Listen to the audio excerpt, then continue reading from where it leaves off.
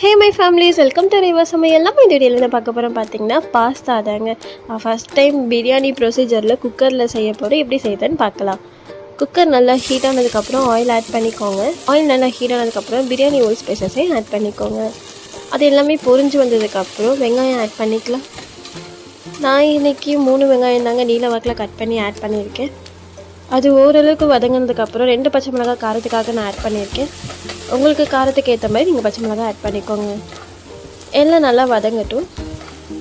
Same ப்ரொசீஜர்ன்றதுனால வெங்காயம் நான் golden brown ஆகிற வரைக்கும் நான் அதை வதக்க வைக்க போகிறேன். வெங்காயம் நல்லா வதங்கினதுக்கப்புறம் இஞ்சி பூண்டு பேஸ்ட் ஆட் பண்ணிக்கலாம். நான் ஃப்ளேவருக்காக எப்போவும் புதினா கொத்தமல்லி ஒரு பச்சை மிளகாய் சேர்த்து அரைச்சி வச்சுப்பேன். அதையும் ஆட் பண்ணிக்கலாம். இஞ்சி பூண்டு பேஸ்ட்டு ஆட் பண்ணி ஒரு கொஞ்ச நேரம் ஆனதுக்கப்புறம் மிளகாத்தூள் ஆட் பண்ணிக்கலாம். நான் 2 ஸ்பூன் வெறும் மிளகாத்தூள் தாங்க ஆட் பண்ணியிருக்கேன்.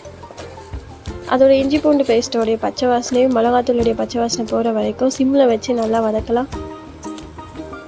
பச்சை வாசனை போனதுக்கப்புறம் தக்காளி ஆட் பண்ணிக்கலாம். நான் இன்றைக்கி 3 தக்காளி ஆட் பண்ணியிருக்கேங்க. நான் எப்போவுமே தக்காளி ஆட் பண்ணதுக்கப்புறம் உப்பு சேர்ப்பேன். உப்பு போட்டு வதக்கிறதுனால சீக்கிரமாகவே வதங்கிடும். எல்லாம் தொக்கு ஆனதுக்கப்புறம் உங்களுக்கு என்ன வெஜிடபிள்ஸ் வேணுமோ அந்த வெஜிடபிள்ஸ் ஆட் பண்ணிக்கோங்க. நான் இன்றைக்கி கேரட் பீன்ஸ் மட்டும் தான் எடுத்திருக்கேன்.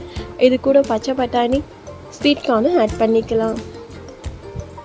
நான் இன்றைக்கி வெறும் பீன்ஸ் கேரட் மட்டும் சின்ன சின்னதாக கட் பண்ணி ஆட் பண்ணியிருக்கேன். கட் பண்ணி ஆட் பண்ணதுக்கப்புறம் எல்லாம் நல்லா கலந்து விட்டுக்கலாம்.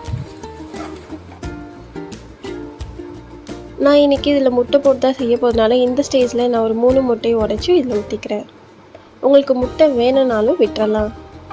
நீங்கள் முட்டை ஆட் பண்ணுறதுனால ஒரு அரை ஸ்பூன் மஞ்சள்தூள் ஆட் பண்ணிக்கோங்க. நான் இதை ஆட் பண்ணதை காட்ட மறந்துட்டேன்.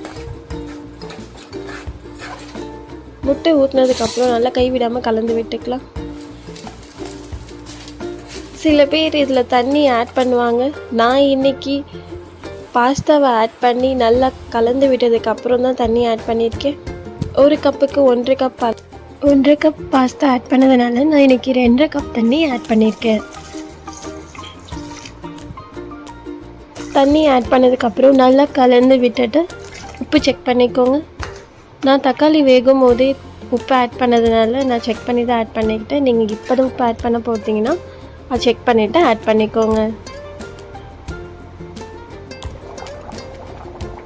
தண்ணி நல்லா கொதிக்கணும். கொதித்ததுக்கப்புறம் குக்கர் க்ளோஸ் பண்ணி விசில் விட்டுக்கலாம்.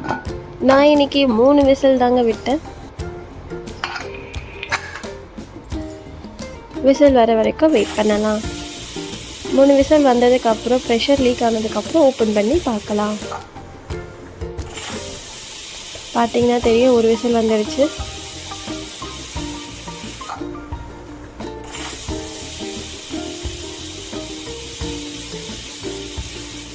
மூணு விசிலுமே கம்ப்ளீட்டாக வந்துடுச்சுங்க. இப்போ ப்ரெஷர் லீக் ஆனதுக்கப்புறம் குக்கர் ஓப்பன் பண்ணிக்கலாம். குக்கர் ஓப்பன் பண்ணும்போது கரண்ட் போனதுனால என்னால் அது வீடியோவில் கேப்சர் பண்ண முடியல. அவ்வளோதாங்க, பாஸ்தா ரெடி ஆகிடுச்சு. சூடாக தட்டில் சர்வ் பண்ணிக்கலாம். தேங்க்ஸ் ஃபார் வாட்சிங்.